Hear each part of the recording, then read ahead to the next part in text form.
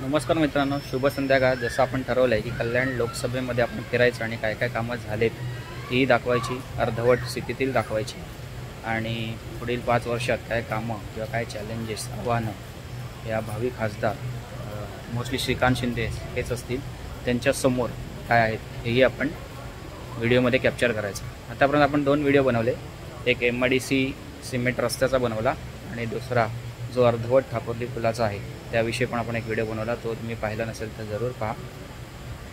आता आपण जेव्हा रस्त्यांची दळणवळणाच्या विषयी डोंबिवलीतल्या बोलत असतो तेव्हा येथील सर्वात जिव्हाळ्याचा आपली ती आहे रेल्वे। तुम्ही पाहू शकता सध्या मी कोपर स्टेशनला आहे आणि सो जो आपला जिव्हाळ्याचा प्रश्न आहे ती म्हणजे आपली रक्तवाहिनी म्हणजे रेल्वे।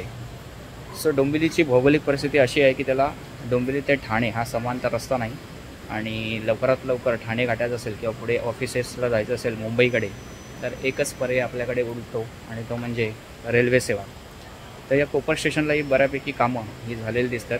डॉक्टर श्रीकांत शिंदे यांनी 2000 ऑक्टोबर 17 या रेल्वे स्टेशनची पाहणी केलेली आणि इथे काही सुधारणा करण्यात त्या दृष्टीने आलेल्या आहेत।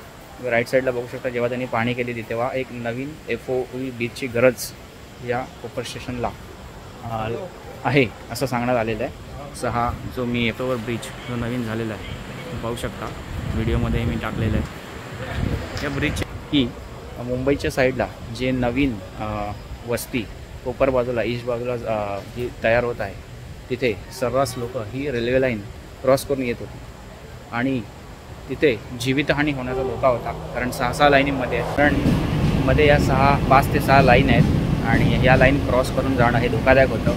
म्हणूनच कोपरला डोंबिवली साईडचा पहिला ब्रिज हा वेस्ट साईडला बांधला गेला, त्यानंतर तो ईस्ट साईडला बांधला गेला आणि आता नवीन फुटओव्हर ब्रिज हा मुंबईकडे म्हणजे साधारणतः दिव्याच्या बाजूची नवीन फुटओव्हर ब्रिज पूर्ण झालेला दिसतोय। मित्रांनो, डोंबिवलीसाठी कोपर स्टेशन अत्यंत महत्त्वाचं आहे। त्याचं दुसरं एक कारण म्हणजे समोर वरती असलेलं अप्पर कोपर स्टेशन। सो अप्पर इथून तुम्ही वेस्टर्न लाईनला म्हणजे डहाणू पनवेल किंवा वसई रोडला जाऊ शकता, म्हणजे वेस्टर्न लाईनला कनेक्ट होऊ शकता।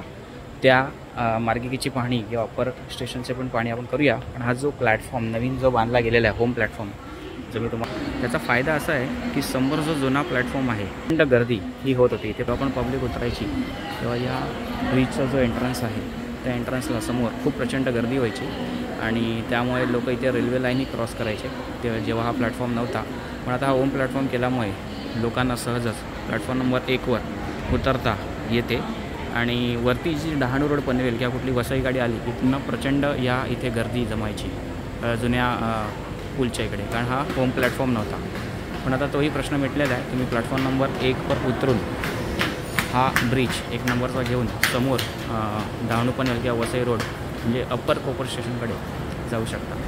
हा एक फायदा या प्लॅटफॉर्मचा आहे, म्हणजे दुहेरी तिहेरी फायदा हा प्लॅटफॉर्म नंबर 1 किंवा होम प्लॅटफॉर्म झालेला आहे। एकतर वेस्टच्या लोकांना ब्रिज, सो तो एक फायदा आहे। दुसरं म्हणजे ज्यांना डहाणू रोड किंवा पनवेल ही गाडी पकडायची असेल त्यांनी प्लॅटफॉर्म नंबर 1 वर उतरून समोरील असणारा ब्रिज जो नवीन झालेला आहे, नवीन स्टेप्स बांधलेले आहेत, तो पकडू शकता, जेणेकरून जुन्या ब्रिजकडे म्हणजे असं हे टाळता येईल। आणि दुसऱ्यामध्ये ट्रेनमध्ये चढायला सहज शक्य आहे, कारण दोन्ही बाजूने तुम्ही